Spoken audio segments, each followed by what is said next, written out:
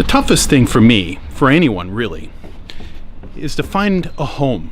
Not a place for your stuff, but a place to be, a place to live, people to be with. I shot a video about that a couple weekends ago, about a bunch of friends and I from a book club that went to go hang out in a house in Wisconsin. Wow, this place is great, right? We're a book club, so we're not the coolest kids, but we did have a good time.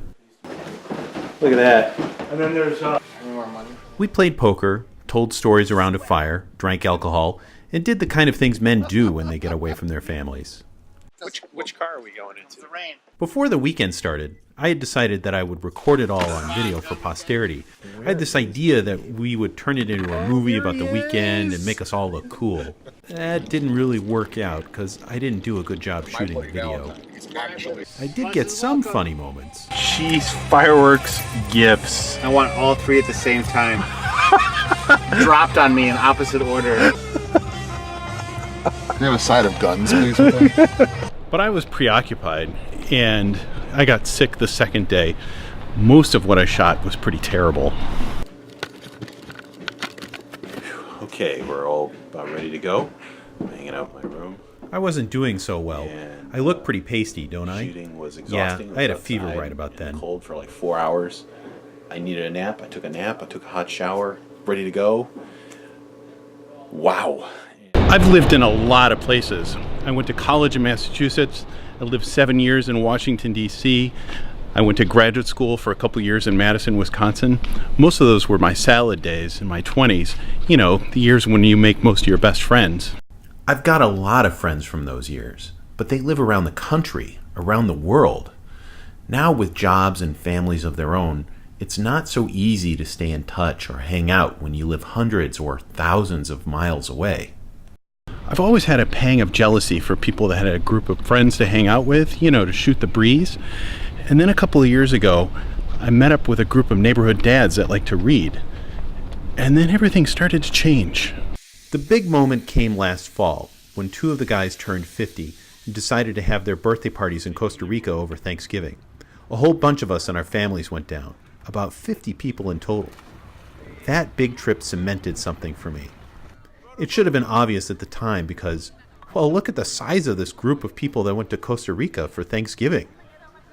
Because I'm such a blockhead, I didn't really appreciate it or understand it until I got to thinking about this little trip to Wisconsin. Oof. Well, good morning and welcome to Egerton, Wisconsin. At least I think that's how you pronounce it. It was a late night last night. I think we were up playing poker until like 2:30 in the morning around this fireplace here. It's on this river, the Rock River, and it's just stunning, gorgeous, beautiful. Everything about it is incredible. The next morning, Robert and I went shopping at Farm and Fleet because it was fun. We need to get a livestock prod for Mark. Here we go. Oh my gosh, it's only $112. $60. Look at Oh, you get the red one. Yeah. It refers to the mark that it leaves on your ass. Later, we all went out shooting because fun.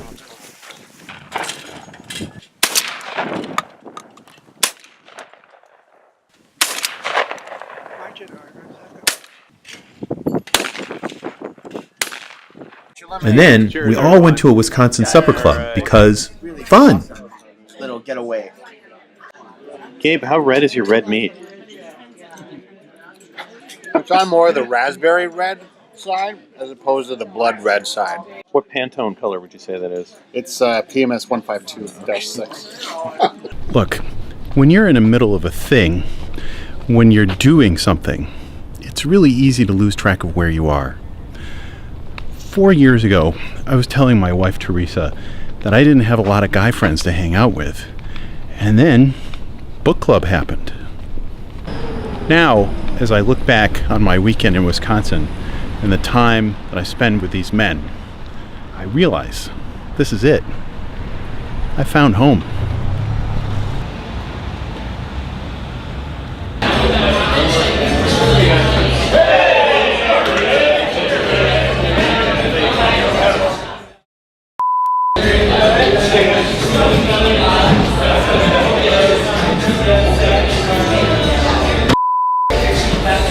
guys.